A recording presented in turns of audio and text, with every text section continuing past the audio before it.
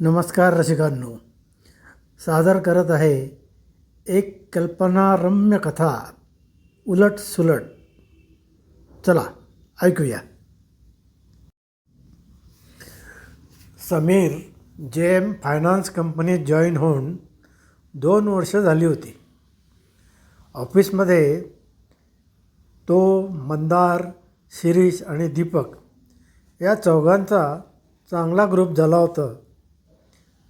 त्याचं कारण होतं त्यांचा ट्रेकिंगचा छंद. त्यामुळे त्यांची मैत्री अधिकच घट्ट झाली होती. अशातच एकदा जोडसुट्टी आल्याने शिरीषने सिरसगाव ते पळसगाव असा काहीसा वेगळाच अप्रचलित ट्रेक करायचा विचार मांडला. साधारणपणे 2 दिवसाचा ट्रेक होता. 20-25 किलोमीटर अंतर होतं. ट्रेक जरी 2 गावामधील असला तरी मध्ये साधारण 15-20 लहान मोठ्या टेकड्या, थोडंसं जंगल आणि दऱ्याखोऱ्या पण होत्या. ट्रेकच्या साधारण मध्यावर एक शंकराचं मंदिर होतं, जिथे रात्रीचा मुक्काम करणं शक्य होतं. ही माहिती आणि नियोजन करणारा शिरीष असल्याने सर्वजण निर्धास्त होते.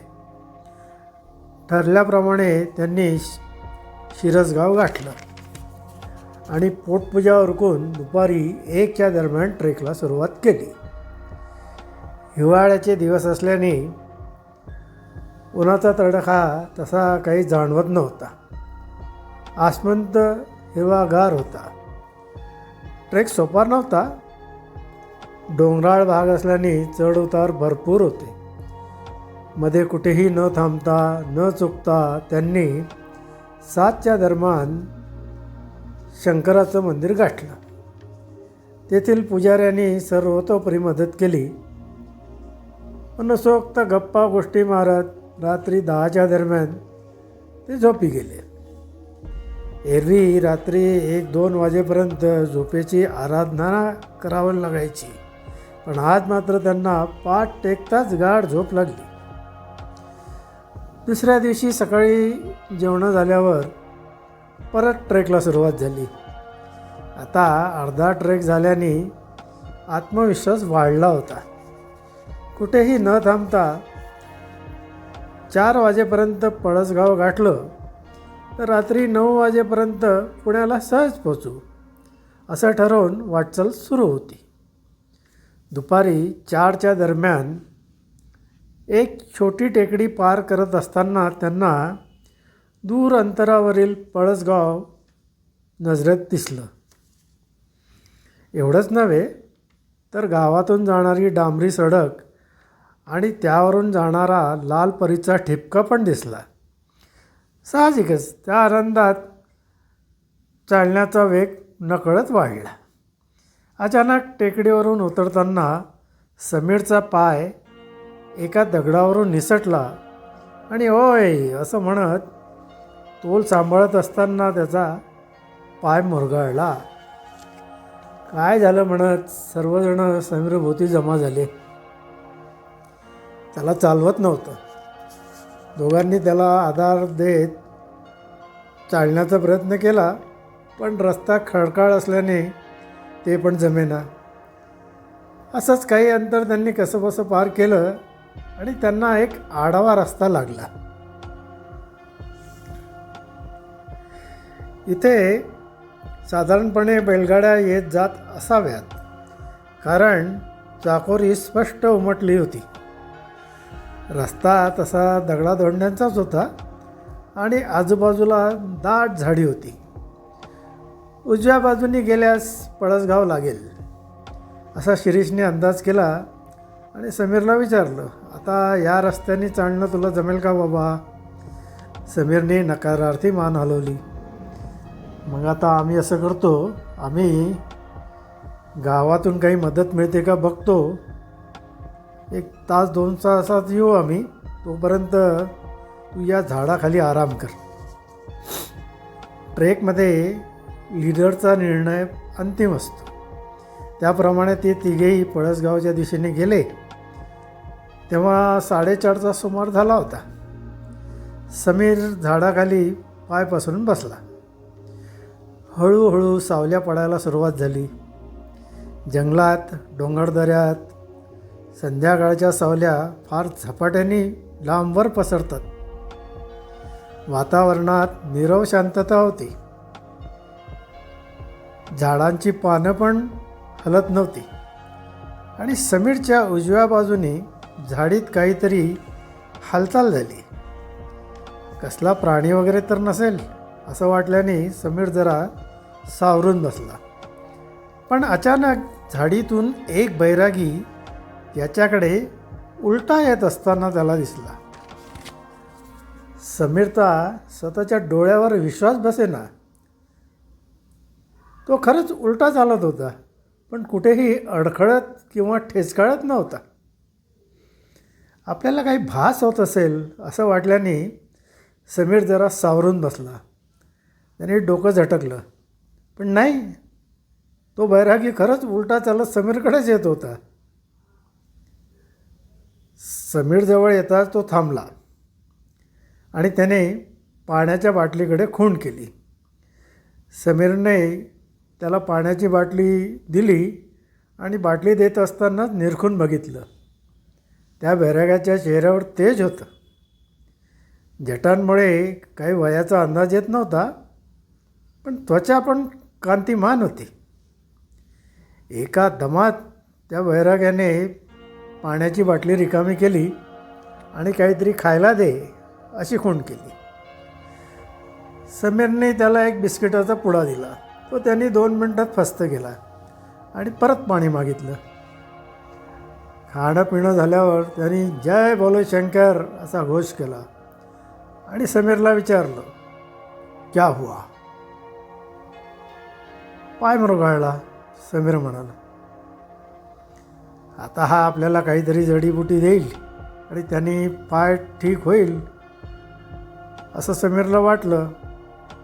मैं कुछ जडीबुटी देनेवाला नाही. त्याने जणू समीरच्या मनातलं ओळखलं आणि उत्तर दिलं. समीर चमकला. हा मनकवडा आहे की काय असं क्षणभर त्याला वाटलं. पण एकट्याने पडून राहण्यापेक्षा हा इथं कंपनीला असला बरं असंही त्याला वाटलं. त्या सरशी तो बैरागी म्हणाला, अब तो मुझे यहाँ से निकलना पड़ेगा क्योंकि तुम रोकना चाहते हो. समीरला जरा आश्चर्य वाटलं, पण त्याने काही दर्शवलं नाही. मुझे आदेश मिला है कि ये चीज़ तुम्हें दे दी जाए. झोळीतून एक हिरवागार पाचू काढत तो समीरला देत म्हणाला. समीरने नकळत हात पुढे केला. त्याच्या हातावर तो पाचू ठेवत बैरागी म्हणाला, इसका सही इस्तेमाल सिर्फ तुम कर सकते हो, लेकिन याद रहे तुम जो दिल से सोचोगे उसका उल्टा परिणाम देखेगा. अरे बाबा, मग कशालाही मला पनौती देतो? मी काही मागितलं का तुला? इसकी अंतिम कड़ी तुम हो. तुम ही इसका परिणाम नष्ट करोगे और ये तुम दूसरे को दे नहीं सकते और इसका आकार बदल भी नहीं सकते. असं म्हणत तो बैरागी उठला आणि झपाट्याने बाजूच्या झाडीत गायब झाला.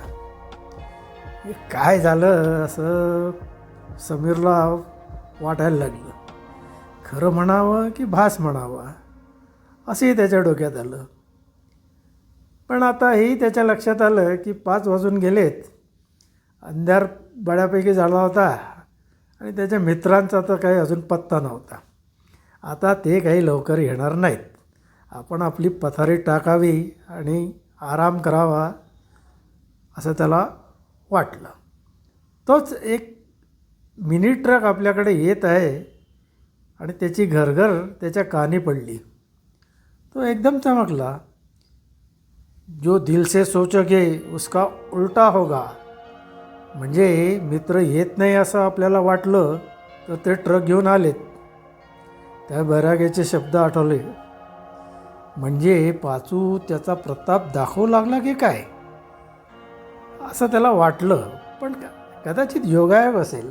एवढं काय कधी खरं असतं का? तेवढ्यात तो मिनी ट्रक त्याच्याजवळ येऊन थांबला आणि त्याचे मित्र आरडाओरडा करतच त्याच्यापाशी धावत आले. सॉरी सॅम, गाडी मिळायला उशीर झाला, पण बरंच झालं, हे दादा डायरेक्ट पुण्यालाच जाणारे आहेत. शिरीष म्हणाला.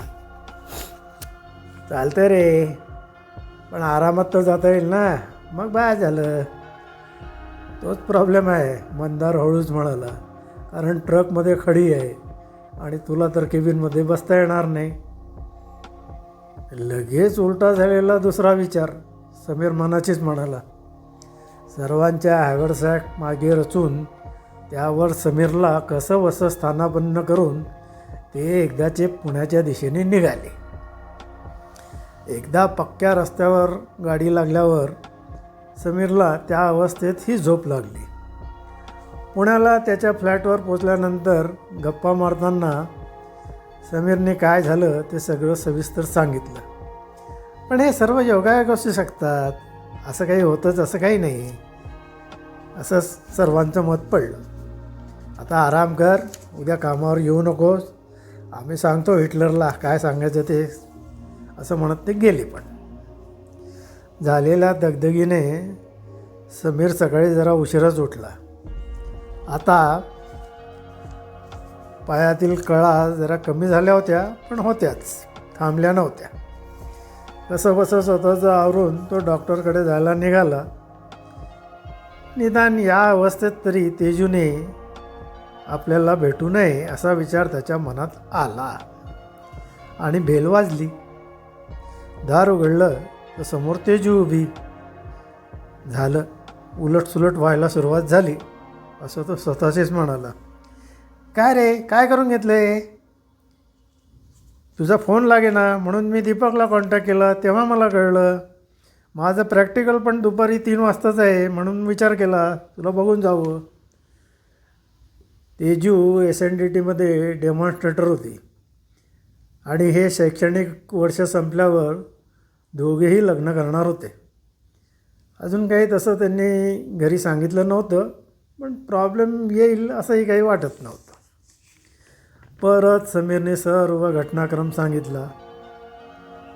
विश्वास ठेवणाऱ्यातली तेजू तर काही नव्हती, पण समीरने तो पाचो पण तिला दाखवला. काय सुरेख रंग आहे रे, ती म्हणाली. रंग सुरेख आहे, पण हाल माझे होतात ते, त्याचं काय? तू उलटा विचार करायला शिक ना. म्हणायला सोपं आहे मॅडम, चुकून उलटा विचार केला आणि तो उलटा झाला तर त्याचं काय? हो, ते पण आहेच म्हणा. म्हणून तो बैरागी कदाचित उलटा चालत असावा. मग मी पण तसंच करू का? मग तर लोक मला विना चौकशी येरवड्याला हॉस्पिटलमध्ये पाठवतील. असा वैतागू नको, काहीतरी मार्ग निघेल. पण खरं सांगू का, माझा अजूनही विश्वास बसत नाही. बघ, आज तू आता आराम करायचं ठरवलं आहे तर करतोयस ना आराम? काही अडचण आली का अजून? समीर पण विचारात पडला. हां, हे खरं आहे म्हणा. तेवढ्यात बेल वाजली. दारात मंदार, शिरीष आणि दीपक उभे होते. तुझा क्लायंट दुपारी 2 वाजता येतोय फायनल मीटिंग करता. हिटलरने तुला उचलून आणायला सांगितलं आहे, ते एका सुरात म्हणाले. समीरने सहेतुकपणे तेजूकडे बघितलं. मी हा पाचू बरोबर नेते आणि बघते काही करता येतं का, तेजू घाईघाईत म्हणाली. आणि पाचू तिने पर्समध्ये टाकला आणि गेली. ऑफिसमध्ये त्याच्या बॉसशी म्हणजे हिटलरशी बोलण्यात काहीच अर्थ नव्हता, कारण त्यांच्या डिक्शनरीत दयामाया हे शब्दच नव्हते. समीरने कसं बसं उठत बसत प्रेझेंटेशन केलं, प्रश्नांची उत्तरं दिली आणि एकदाची मीटिंग संपवली. इतकं रटाळ प्रेझेंटेशन केल्यावर डील काय होणार नाही आणि हिटलर आपली साल्टी काढणार याची त्याला खात्री पटली.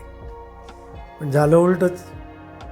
उभं राहता येत नसून पण समीरने ज्या तळमळीने प्रेझेंटेशन केलं ते बघून क्लायंट फारच प्रभावित झाले आणि डील फायनल झालं.